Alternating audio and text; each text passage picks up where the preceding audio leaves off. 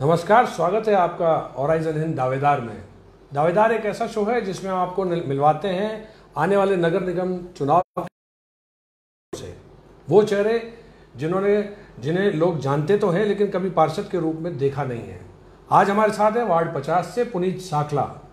पुनीत जी, आपका बहुत बहुत आपका धन्यवाद देता हूँ हेरिजन का कि एक मंच दिया हम युवाओं को, एक मंच, उसके लिए आपका आभारी हूँ।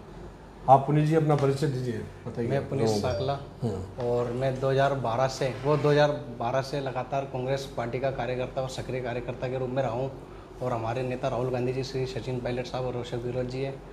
और 2013 से हेमंत भाटी जी को जब टिकट मिला तो मैं उनके साथ जुड़ा हुआ हूँ लगातार। 65 दिन नेतागिरी करता हूँ वार्ड में और वार्ड के लोगों के लिए काम कराता हूँ, वार्ड के लोगों के लिए लड़ता हूँ।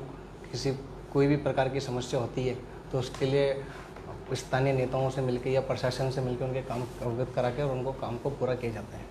क्या क्या करते हैं व्यवसायिक तौर पे? मेरा साहब परचूनी की दुकान है वार्ड के अंदर ही। तो उसी से संपर्क होता होगा लोगों से? बहुत अच्छा। बिल्कुल, मेरा उसी से संपर्क होता है लोगों से और मेरे लोगों से आना जाना लगा रहता है लोगों के पास मेरा, और मेरा खुद का भी उनसे डायरेक्ट संपर्क रहता है और लेना आते रहते हैं। अच्छा, आप कितने पढ़े लिखे हैं? क्या कितने शिक्षित हैं? MA कर रखा है, पोस्ट ग्रेजुएट हूँ साहब। मैं पोस्ट ग्रेजुएट हैं? कहाँ से? GC कॉलेज से साहब। तो पोस्ट सर, एक जन सेवा की एक भावना है मेरे। लीडर नहीं है ना कोई नेता है, एक मजदूर परिवार से आता हूँ और मेरे पिताजी एक मजदूर हैं। गरीब परिवार से होकर एक लोगों की सेवा की जाए तो सबसे बड़ी ज़िंदगी की एक सबसे बड़ी पूंजी है मेरी, क्योंकि जनता की सेवा करना ही मेरा सबसे बड़ा उद्देश्य है। मेरा कोई नौकरी करने का कोई उद्देश्य नहीं है। सिर्फ पार्टी टिकट दे या नहीं दे, मैं नेता बनूं या नहीं बनूं, वो बात की बात है। पब्लिक के बीच में जुड़ा रहूं और पब्लिक से सीधा संपर्क करे और उनके काम करता रहूं। मेरी अंतिम सांस मतलब सेवा करता रहूँगा। मेरी सबसे बड़ी जन सेवा ही मेरा प्रथम उद्देश्य है। आपके परिवार में कितने लोग हैं?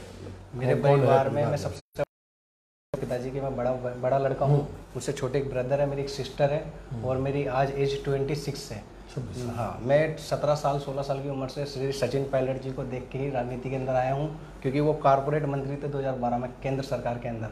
और एक उनमें एक जज्बा देखा पायलट साहब के अंदर, तो मेरे में वो जज्बा जगा कि पायलट साहब को देख के मैं आज इस नेतागिरी में हूँ। लेकिन पायलट साहब अब यहाँ पर तो है नहीं। लेकिन वो हमारे अजमेर से चले गए। वो नहीं चले गए, नहीं, हमारे दिलों में है। अजमेर की दिलों में है। अजमेर को जो विकास उन्होंने करके दिया ना आज तक 25 साल में, मैं बीजेपी के जो मेंबर ऑफ पार्लियामेंट है राष्ट्र सिंह रावत साहब, उन्होंने भी नहीं किया। वो हृदय सम्राट है, हमारे युवा नेता है और हमारे आने वाले नेता हैं और अभी भी है। चलिए, आप ये बताइए कि आपके वार्ड में, आपकी नज़र से आपके वार्ड में भी पार्षद कौन है? अभी हमारे वार्ड के तो वो मतलब आपकी नज़र से वो पिछले 5 साल में ऐसी कौन सी समस्या है जो सॉल्व नहीं कर पाए वार्ड की, और आपको अगर जनता बनाती हो आप कैसे सॉल्व करेंगे? देखो साहब, मैं आपको एक बात बता दूं पहले तो कि हमारा वार्ड एक SC/ST का वार्ड है और कच्ची बस्ती वाला वार्ड है। पहली चीज़ तो वहाँ कई मजदूर लोग ज़्यादा रहते हैं हमारे वार्ड में, लेबर क्लास लोग ज़्यादा है। तो वहाँ पे किसी का राशन कार्ड नहीं है। तो अभी कोरोना काल में बड़ी दिक्कत आई लोगों को, किसी के राशन कार्ड नहीं बने हुए तो उन्होंने ध्यान नहीं दिया, तो किसी को राशन मिलने से वंचित रह गए। तो 2-3 महीने तक काम पे नहीं जाने से उनकी हालत थोड़ी खस्ता हो चुकी थी। तो उनको सरकार से किस प्रकार की सहायता दिलाई जाए, कैसे दिलाई जाए, उसमें हम भूमिका निभाई हमने वार्ड के अंदर। और वार्ड के अंदर जो भी मतलब समस्या है, पेंशन के आधार हो, वार्ड की नालियाँ हो, सड़कें हो, नगर निगम से संबंधित जन्म प्रमाण पत्र हो, मृत्यु प्रमाण पत्र हो, विवाह प्रमाण पत्र हो, मैंने लोगों के कईयों के विवाह प्रमाण पत्र, जन्म प्रमाण पत्र, जाति प्रमाण पत्र मैंने खुद स्वयं जाके लोगों को ले जाके, वार्ड के लोगों को ले जाके और खुद के नगर निगम में जाके उनके काम कराए मैंने। अच्छी बात है। और इसका मतलब आपके वार्ड में मूल समस्या जो बेसिक डॉक्यूमेंट्स होते हैं, जैसे भामाशाह कार्ड और ये सब जो बेसिक मूल दस्तावेज हैं, जो दस्तावेज नहीं बने लोगों के, उसकी वजह से लोग सरकारी चीज़ों से वंचित रह रहे हैं, यही समस्या है। सर, आपकी बात सही है। वार्ड के अंदर अब पहले भामाशाह कार्ड चलता था, अब अशोक गहलोत जी की सरकार आई तो जन आधार कार्ड चलने लग गया। तो जन आधार कार्ड के अंदर कईयों को गेम नहीं मिल पा रहा था। सबसे बड़ी बेसिक मुद्दा तो यह है कि वार्ड के अंदर कईयों को गेम नहीं मिल पा रहा, तो उसमें एक श्रेणी होती है कि श्रेणी के अंदर आप आते हो तो हम आपको उस श्रेणी के आधार पर हम आपको वो उपलब्ध कराएंगे। तो किसी के पास मजदूर डायरी नहीं होती थी, हमारे लेबर क्लास तो है, लेकिन सरकार ने प्रोसेस ऐसे ऐसे रख रखे हैं कि वो मजदूर व्यक्ति फॉलो नहीं कर सकता फॉलो है नहीं कर इंसान। पाता था, क्योंकि ठेकेदार के साइन कराओ ये करो, तो सर वो बड़ी कठिनाई आती थी। तो लोग हालत, वो बेचारे गरीब आदमी कहाँ जाए, इधर बढ़ के अफसरों के धक्के खाएं या फिर नेताओं के धक्के खाएं, किसके धक्के खाएं, तो वो हार मान के घर ही बैठ जाते थे। तो हमारा सबसे बड़ा मुद्दा ये रहता था कि कैसे न कैसे इस व्यक्ति को लाभ मिला जाए, इसको कैसे न कैसे इस गवर्नमेंट की योजना का उसको आधार मिलना चाहिए। सबसे बड़ी प्राथमिकता ये है। आपने अभी कहा कि आप मतलब सचिन पायलट का अनुयायी है, तो कांग्रेस पार्टी से टिकट मांगेंगे आप? ना, आपने बात की है कहीं? सर मैं आपको बता दूं, मैंने 2015 के अंदर जब मैं 21 साल को हुआ ही था, तो मात्र 15 दिन बाद मैंने नॉमिनेशन भरा था। 21 साल अनिवार्य है नगर निगम चुनाव के अंदर, मैं आपको बता दूं। तो मैंने 21 साल की उम्र में नगर निगम अजमेर का दावेदार बना था निर्दलीय प्रत्याशी के रूप में, और मैंने नॉमिनेशन भरा था अटल सेवा केंद्र में। जब नॉमिनेशन लगा था कलेक्ट्री के अंदर, मैंने हमारे महबूब नेता श्री सचिन पायलट जी के कहने से और हेमंत भाटी जी के कहने से मैंने वो नॉमिनेशन विड्रॉल कर लिया था, क्योंकि संगठन को नुकसान ना हो, पार्टी बेस को नुकसान ना हो, इसलिए। तो अब बारी आई है 2020 की। मैंने अभी नेताओं के कान में डाल दी है, बड़े बड़े जो मेरे आपकी बार भी आपकी बार अगर आपको टिकट नहीं देंगे तो आप क्या करोगे? जनता जनार्दन है साहब, जनता जैसा फैसला करेगी।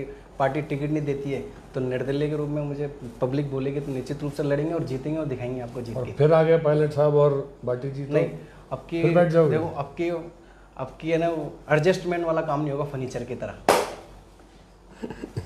मैं यही कह रहा हूँ आपको। देखिए, ये सिर्फ पुनीत साखला की कहानी नहीं है, ये कहानी लगभग हर राजनीतिक दल में ज़मीनी तौर से जुड़े हुए लोग जो वाकई अपना खून पसीना बहा रहे हैं और जाजमें बिछा रहे हैं, और इन जाजमों पर लोग आकर बैठ रहे हैं और वापस उड़कर जा रहे हैं, है ना, उन लोगों के साथ यही हो रहा है। मैं पिछले जब से ये इंटरव्यूज़ का दौर शुरू हुआ है तब से लगभग हर व्यक्ति जिसको यहाँ बिठाया मैंने, उससे ऑफ द रिकॉर्ड अगर बात हुई है, पुनीत साखला बहुत हिम्मत वाले व्यक्ति हैं जो कैमरे के आगे कह रहे हैं, लेकिन अमूमन हर व्यक्ति की यही शिकायत है कि साहब हम खड़े होते हैं, मैदान में आते हैं, हमें दबाव देके बिठा दिया जाता है, वादे किए जाते हैं और हमें एडजस्टमेंट आगे नहीं मिलता है। तो मैं चाहूँगा कि कांग्रेस पार्टी से मेरे इस चैनल के माध्यम से अपील करूँगा कि पुराने चेहरों को ताक में रख के कि इस तरह के नए फ्रेश चेहरों को मौका दिया जाए। पुनीत, और कोई बात जो आप बताना चाहें? डिजिटल मीडिया के बारे में आप क्या सोचते हैं? डिजिटल मीडिया तो बहुत बढ़िया एक्टिव है अभी, और लोगों के बीच में एक समाचार पत्र एक ऐसा माध्यम है कि लोगों को घर बैठे सूचना आधार हो जाती है, जैसे अखबार हुआ, टीवी चैनल हुआ, तो उनके माध्यम से उनको खबरों का आदान प्रदान होता रहता है और जानकारी रहती है।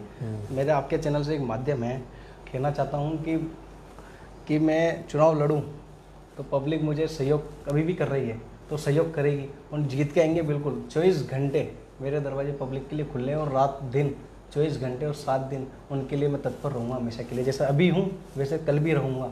और जैसे कई भी कभार होता है कि कोई सील थप्पे के लिए कई वार्ड के जो वार्डवासी होते हैं जो इधर उधर जाते हैं, कभी उनको मिल नहीं पाते हैं पार्षद साहब समय पे, तो मैं ऐसा व्यक्ति तो रहूँगा जो नगर निगम कम और घर पे ज़्यादा और लोगों के पब्लिक फील्ड में ज़्यादा रहूँगा, और उनके काम घर बैठे सिर्फ एक पोल पे उनका एक फ़ोन आएगा तो मैं तुरंत उनके घर जाके उनके समस्याओं को सुनूंगा, और उन समस्याओं को सुनने के बाद जैसे वो मुझे बताएंगे और जो मेरे लायक काम होगा मैं निश्चित रूप से करूँगा, आपको बता देता हूँ। चलिए पुनीत जी, मेरी तरफ से बहुत बहुत शुभकामनाएं आपको।